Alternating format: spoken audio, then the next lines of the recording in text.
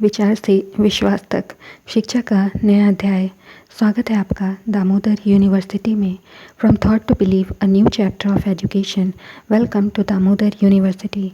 हे everyone, मैं स्मृति झा, आपकी digital mentor.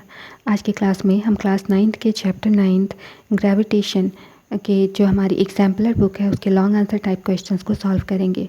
First question है, how does the weight of an object vary with respect to mass and radius of earth। तो यहाँ पर कोई भी ऑब्जेक्ट है उसका वेट कैसे वेरी करेगा मास और रेडियस के, अर्थ के मास और रेडियस के रिस्पेक्ट में, ये बताना है। In a hypothetical case if the diameter of the earth becomes half. तो एक हाइपोथेटिकल केस है जिसमें कि अर्थ का डायमीटर को हाफ कर दिया गया है, जो भी उसका प्रीवियस वैल्यू, जो भी उसका प्रेजेंट वैल्यू है उसका हाफ कर दिया गया है, और उसका मास जो है उसको 4 गुना कर दिया गया है, उसका प्रेजेंट वैल्यू के 4 गुना कर दिया गया है।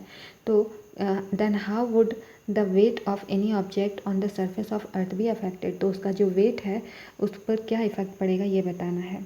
तो वेट हम जानते हैं कि वो डायरेक्टली प्रोपोर्शनल होता है मास के, और इन्वर्सली प्रोपोर्शनल होता है उसके रेडियस के स्क्वायर के।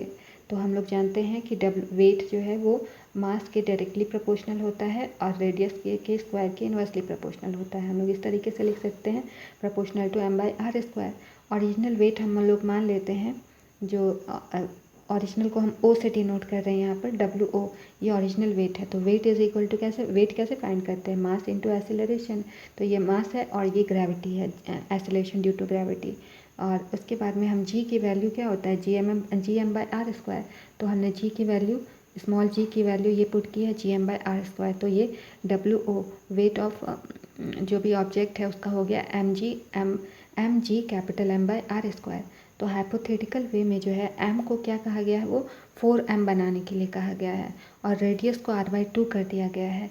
तो इस केस में वेट का क्या हो जाएगा, अब जो नया वेट निकलेगा वो क्या होगा, mg, और जो मास था उसको 4m करने के लिए कहा गया है। तो m की जगह हमने 4m लिखा, और रेडियस को r/2 करने के लिए कहा है, तो ये हो गया r/2 का होल स्क्वायर। अब हम इसको कैलकुलेट करेंगे तो ये आएगा 16 इंटू W, यानी कि वेट जो है वो 16 गुना ज़्यादा हो जाएगा। 16W जो भी वेट होगा उससे 16 गुना ज़्यादा हो जाएगा। नेक्स्ट क्वेश्चन है, how does the force of attraction between the two bodies depend on their masses and distance between them. तो किस तरह से ये जो फोर्स ऑफ अट्रैक्शन, दो बॉडीज़ के बीच में जो फोर्स ऑफ अट्रैक्शन लग रहा है वो उसके मास और डिस्टेंस पर कैसे डिपेंड करता है ये बताना है। A student thought that two bricks tied together would fall faster than a single one under the action of gravity। तो एक स्टूडेंट ने सोचा कि दो जो ईंट है, दो ब्रिक्स को एक साथ में टाई कर देते हैं, बांध देते हैं, और उसके बाद उसमें उसको जो है एक सिंगल स्टोन वुड फॉल, दो ब्रिक को अगर साथ में बांध देते हैं और एक सिंगल स्टोन को हम गिराते हैं, तो यहाँ पर एक्शन ऑफ ग्रेविटी की वजह से ये जो दोनों ब्रिक है वो जल्दी गिर जाएगा। Do you agree with this hypothesis और नॉट। तो आप ये जो हाइपोथेसिस है इससे आप अग्री करते हैं कि ये नहीं, ये बतलाना है। तो हम जानते हैं कि जो फोर्स होता है वो मास के डायरेक्टली प्रोपोर्शनल होता है, दोनों ऑब्जेक्ट के मास के प्रोपोर्शनल होता है, डायरेक्टली प्रोपोर्शनल होता है। तो F is proportional to m1r2 m1 m2, और उसका जो भी डिस्टेंस होगा उसके इन्वर्सली प्रोपोर्शनल होता है। तो F is proportional to 1/d square. ये जो हाइपोथेसिस है ये करेक्ट नहीं है, यहाँ पर इसने जो हाइपोथेसिस माना था ये करेक्ट नहीं है। This hypothesis is not correct. The two bricks like a single body fall with the same speed to reach the ground at the same time in case of free fall। तो in free fall के case में जब दो brick को, मतलब दो brick जो है वो सिंगल बॉडी की तरह काम कर रहा है, तो अगर उसको गिराया जाएगा, सेम स्पीड से गिराया जाएगा, तो वो सेम टाइम पर ही आकर के गिरेगा। This is because acceleration due to gravity is independent of the mass of the falling body. ये ऐसा क्यों होता है, क्योंकि जो एक्सीलरेशन ड्यू टू ग्रेविटी है वो मास के जो भी मास होता है फ्रीली फॉलिंग बॉडी का, उसके इंडिपेंडेंट होता है, उससे इंडिपेंडेंट होता है। नेक्स्ट क्वेश्चन है, two objects of masses m1 and m2 having the same size are dropped simultaneously from heights h1 and h2 respectively। तो दो ऑब्जेक्ट्स है जिसका एक का मास m1 है, दूसरे का m2 है, और दोनों का साइज़ जो है वो सेम है, उसको साइमल्टेनियसली h1 और h2 हाइट से गिराया जाता है। Find out the ratio of time they would take in reaching the ground. तो ग्राउंड तक पहुंचने में कितना टाइम उनको लग रहा है उसका रेशियो आपको फाइंड करना है। Will this ratio remain the same.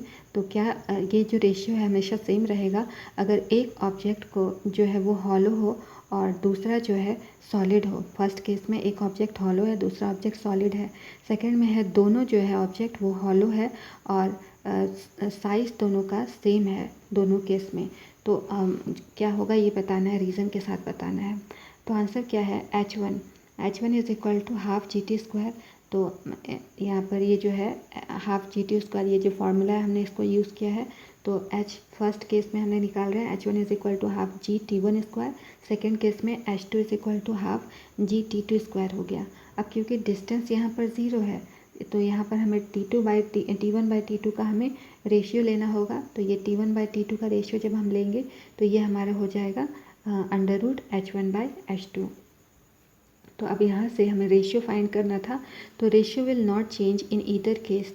तो यहाँ पर दोनों ही केस में रेशियो चेंज नहीं होगा क्योंकि जो एक्सेलरेशन है वो हमेशा दोनों ही केस में सेम है।